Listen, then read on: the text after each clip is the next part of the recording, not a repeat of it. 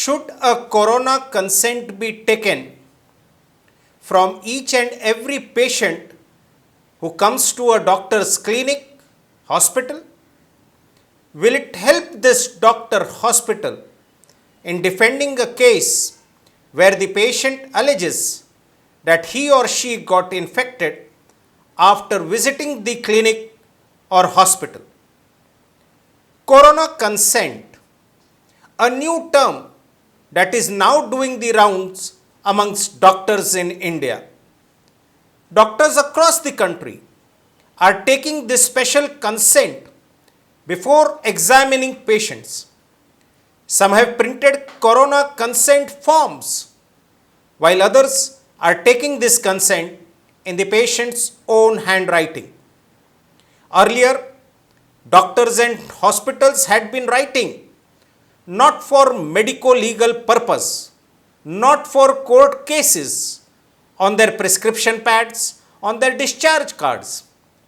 And when these lines were pointed out in courts in defense, the courts have simply laughed. No cognizance was taken. This defense was simply rejected. So this corona consent also will be of no use to any doctor or hospital in a court of law if at all the patient decides to approach courts. Simply because a patient's consent or declaration has been taken, it cannot give the doctor a right to be negligent. Consent and negligent acts are two different things. Please don't mix them.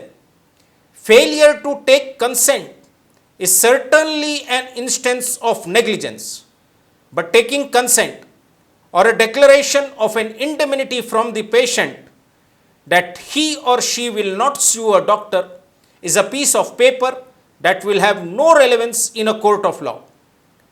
Now, as far as the real problem is concerned, what is the solution? The patient coming to a clinic, getting examined, and then alleging that he or she got infected and therefore the doctor was negligent and should pay compensation. Doctors should be least concerned about this problem. There are three solid legal reasons for saying so. First, in India, it is the patient who has to prove negligence, not the doctor, not the hospital.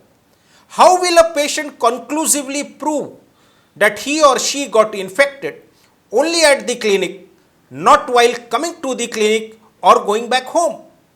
Second, this is an emergency. The courts are more than lenient in such situations. We have a plethora of reported cases, even from the apex court, the Honorable Supreme Court of India. Mistakes, errors are overlooked, condoned. Third, most of the states have come up with requests, with advisories, appeals to doctors to open their clinics, to open their hospitals. These directions have been given under the Epidemic Diseases Act 1897, and Section 4 of this Act specifically gives complete protection from legal proceedings to anyone who has acted in good faith. This is complete protection for doctors. But in spite of the aforesaid, if you still want to be overcautious, you should take two simple precautions, or rather two pieces of evidence that should be collected and preserved for any such contingency. First, you would obviously be purchasing personal protective equipments, PPEs, for yourself, for your staff.